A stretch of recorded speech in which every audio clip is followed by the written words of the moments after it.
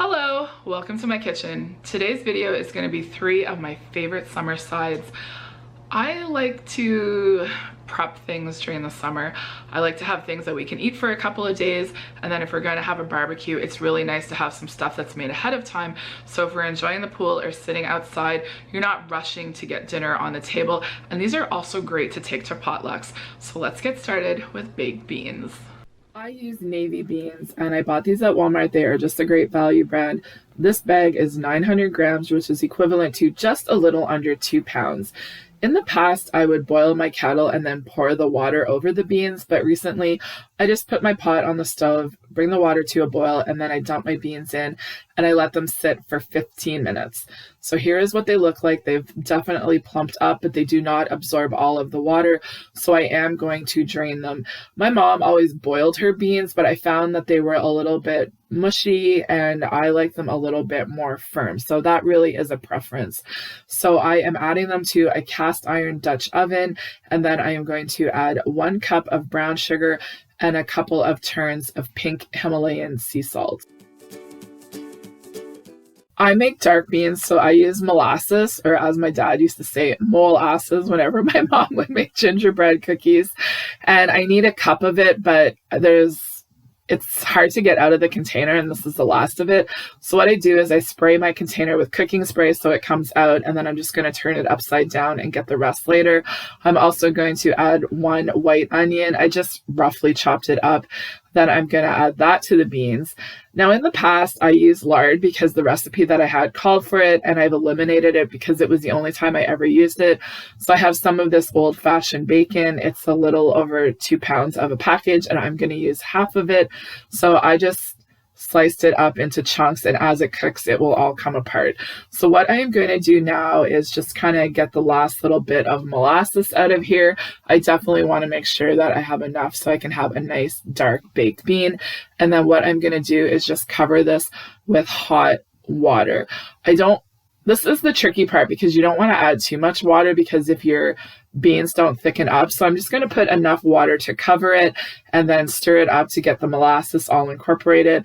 And then I have my oven at 350 degrees and I am going to put my beans in here and I'm going to cook them for 4 hours and I'm going to check them for every hour. So 60-minute timer.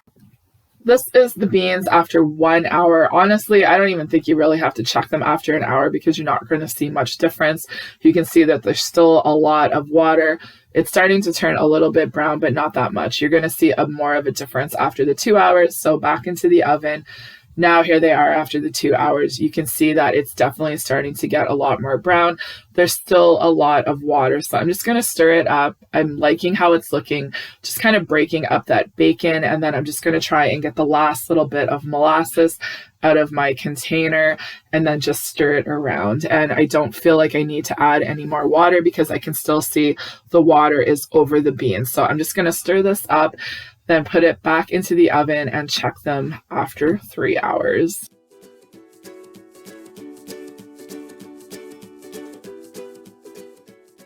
So after the 3 hours, this is definitely when you're going to see the biggest change, in my opinion.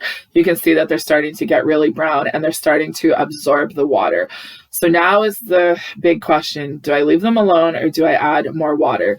So since the beans aren't being covered with water, I decided to add just a little bit more. You can see it just kind of covers them, but I know the next hour they're starting to absorb the water, so it's really going to make a big difference. So back in they go, and here is what they look like after the 4 hours of cooking.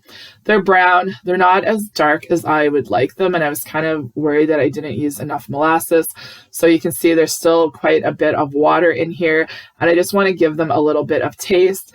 I did find them a little bit sweet, and I really would have used a little bit more molasses, but I'm going to let them sit. So this is about an hour later, a couple of hours later. The beans are still going to cook, especially in a cast iron Dutch oven, and this is what they look like. I even like to let them sit for a day, and that is usually what I do. So here they are. They're nice and brown. I just put them in a white bowl so you can really see the color of them. And they were really good. So we enjoyed some of them, and then the rest of them, I'm just going to put them into these Ziploc containers and freeze them and pull them out throughout the summer as I need them. And this is how I make my baked beans. about making baked beans. I did make them in my Instapot a couple of years ago when I first got it, and it's a great way if you needed to make a quick pot of beans, but I prefer to do it the slow way in the oven. And there's something about taking them out every hour and checking them to see, when are they going to start absorbing the water? Did I do it wrong? It almost happens every time I make them. The ones I made last time were a little bit better, but that's the thing with beans. You just never know. Is it going to be too much water? Is there other things that go into the absorption of it? And they usually turn out, but I find making them the day ahead of time for beans is really important because I find they thicken up. The sauce gets a little bit thicker and they just plump up and really get that nice flavor in there with the molasses and the bacon and even the onion. So that is my baked beans, and I love them because you can freeze them too. You can bring them out for breakfast. We have beans with breakfast usually on the weekends, or if we're going to be entertaining, I really like to pull them out. Like, here's my homemade baked beans, and it's always good to have a container of those if you're going to have hamburgers, corn on the cob, anything, pull it out. I just find it's a little bit more special than just pulling out a can of beans. So my next favorite summer side is potato salad. I have my own recipe for potato salad, even though it's not really a recipe. I do have it in a potluck salads video. I will link that down below along with the instant bean video that I did. But my husband, you know how things come up on social media. He's like, there's a deviled egg potato salad. And I'm like, really? So I did a Google search and I found quite a few recipes, but I decided to try this one. So here's what went into my deviled egg potato salad. The recipe calls for 6 russet potatoes peeled and cubed. I only had 2 large ones, so I just kind of put 2 smaller ones to equivalent 1 and then just use what I had. So peel and cube them, place the potatoes in a large pot, cover with water, bring to a boil over medium-high heat for 15 to 20 minutes. Drain them and then rinse with cold water. Now the recipe called for 10 eggs, and I prepped these the day before and I had 7 of them. I cleaned out a container. And it says to just cut the eggs in half, remove the yolks and place them in a large mixing bowl, and then coarsely chop the egg whites and set aside. This recipe is from Six Sisters Stuff. I have seen a lot of people share the recipes and I wanted to try it. So it did call for 1 cup of mayonnaise. I used Miracle Whip. 1/4 cup of yellow mustard. I have this sweet onion mustard, and then 1/2 cup of sweet pickle relish. It also called for 2 celery stalks diced, and then a bunch of green onions diced also. So you can see there's going to be a lot of green in here, and then with the relish. Now I mashed the yolks with my fork and I'm adding the condiments. So this recipe didn't seem like it was a lot of potatoes, and I prefer when they say how many pounds of potatoes. So I really didn't know if my potatoes were equivalent to like the big russet potatoes. So I just mashed up the yolk with my fork, and then I used my whisk to incorporate everything. And I found like the yolks were still a little bit lumpy, so I decided to get my whisk out. Now, this did call for 10 eggs, and I only used 7, so I decided to add just a little under the measurements for the condiments because I didn't want it to be outbalanced. So I'm just adding a lot of pepper, a little bit of paprika, and also a lot of pepper. We like pepper in our salads. And I think I added a little bit of salt. So there is the potatoes. It doesn't seem like a lot for a potato salad. So I'm just adding my greens to this, and then I am just adding my egg yolks or egg whites. A couple of them fell on the floor, so you guys know I have some supervisors that assist me, and the puppies enjoyed them. So I am just gonna kind of eye it. That's the way I do it. I don't know. I think once I mixed it up, I still said, wow, there's not a lot of potatoes in this recipe. So I was a little bit worried. So I didn't want to like dump in all of the mayonnaise mixture. So I was kind of like, I don't know what to do. And I just went ahead and kind of dumped it all in. And I said, you know what? It's kind of deviled egg.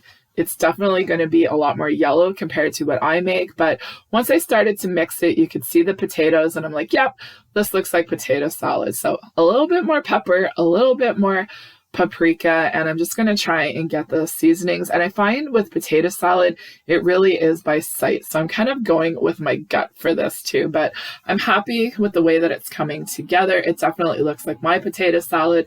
So I just put them in a couple of containers and then put the paprika on for garnish. My mom always used to put sliced eggs, but I just left it like this.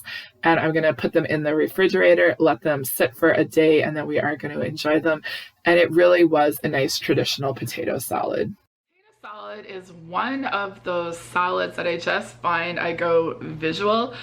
I prefer the way that I make it, but my husband really did like this one, and it was a little bit different.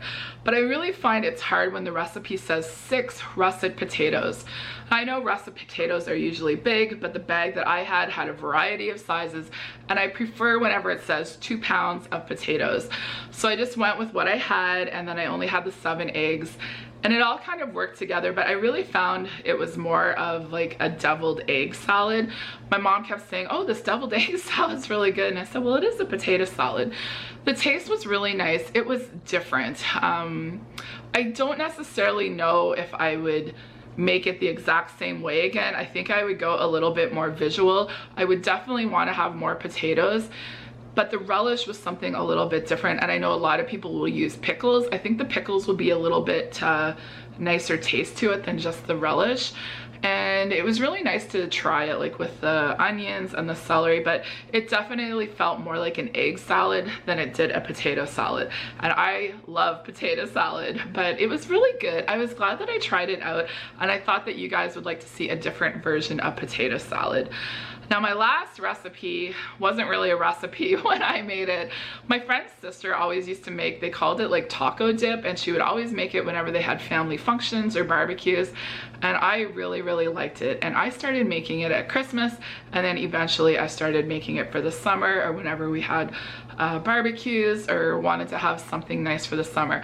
I did find a recipe, and here is kind of a salsa sour cream dip. When I started making this, I just used the cream cheese and a little bit of Miracle Whip with a hand mixer, but it was so thick, it was always hard to spread, and the chips would always break. So I've kind of changed it up the last couple of times, and I'm really happy with it, but I will link the recipe that I did find. So I have 8 ounces of cream cheese that has been at room temperature, and I just whipped it in my KitchenAid mixer. I'm just going to scrape the sides down, and I have some Miracle Whip. I use Miracle Whip instead of mayonnaise, so whatever your preference is, but I'm just kind of cleaning out the container.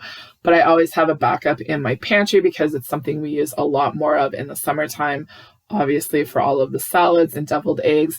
And then I'm also going to add 2 good tablespoons of sour cream and then just mix this all together. Now, the recipe I found, you can mix the salsa in with the cream mixture, but I don't like to do that. I kind of like to do a layered look, and I like to use the Pyrex because it's really nice to kind of see the layers of what is in the dip. And then I find whenever, you put it out, people can kind of see what's in it instead of saying, oh, what is this? So as you can see, the mixture is very, very creamy, really easy to spread. I like to use 2 of them because if you're going to have them out at a table, I find this takes a little bit more time to serve. So I like to have a couple of them. And then if one gets emptied, you can just leave the other one there. So I'm just going to spread this out, and then I'm going to add a small jar of salsa. I just like to go with the mild because some people don't like it as hot, but you can also add a couple of variants to this. You can chop up some fresh peppers and onions and tomatoes and make it a little bit thicker, but I just keep it pretty simple. So I'm just spreading this all around, and then I like to use pre-grated cheese for this. I really like this Mexicana one. It's mild, and I really like the thin shred. So I'm just going to sprinkle this all over, but you could use like a Tex-Mex with jalapenos in it. You can use whatever cheese you like. You could do whatever. Like I said, this is really not even a recipe. It's just kind of whatever works for you. So I did have some green onions, and I did sprinkle them on top, but you could also do some nice chopped tomatoes and green peppers. And then I like to just have these in the refrigerator just to kind of firm up a little bit. But with the sour cream and the mayonnaise, it's not as thick as it usually is. So here's the finished product. It's not the prettiest looking dip, but I really like it because you can kind of see what is in here. So this is one of my favorite dips that I like to make in the summertime.